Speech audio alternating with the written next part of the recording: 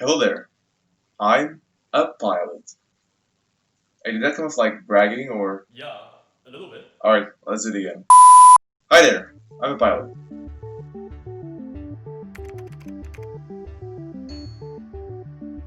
Indeed, it is true, I am a pilot, but the good news is you can become one too. Unfortunately, there's a lot of material to cover in order to become a pilot. But hey, that's why I'm here with my friend Peter.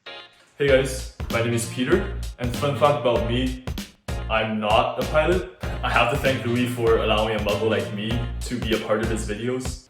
A bit of background about us, Louis and I were both part of Air Cadets, and we are both recipients of the Schulich Leader Scholarship, which is the most coveted STEM scholarship in Canada.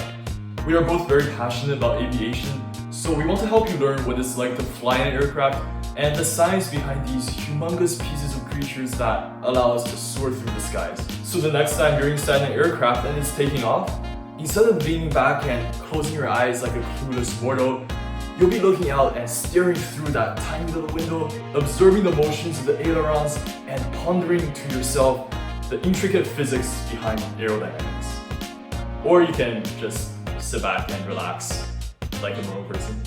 Now a little bit more about how did I become a pilot.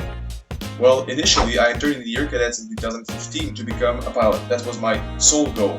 But then I realized there was plenty of other things to do. In 2017, I was accepted to do my glider pilot license in Saint-Jean-sur-Richelieu, and in 2018 I did my private pilot license in Saint-Honoré.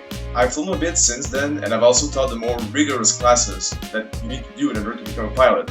I've helped prepare some cadets to do the interviews and the exams in order to be accepted on the glider courses. But those classes have a lot of material to cover, but hey, we won't cover it here unless you really want to get your hands dirty and understand the tough material. Now let me ask you a question. Have you ever been on a plane before? I mean, sure, a commercial plane is nice, but once you're taken off and you close your eyes, it's almost as if you're in your room. Heck, you even get room service. What I mean is, have you really been on a small plane, and when you take off and you fly, you feel as though you're moving to the air, you're moving with the air. You feel like a bird. When I'm talking small planes, I'm talking about planes like this, or even this. On rough days, you feel almost as if there's a giant shaking you and throwing you all around in the air. Plus, when you are in command of a small plane, you are the sole person responsible for not crashing. Not even a control tower is responsible for what you do.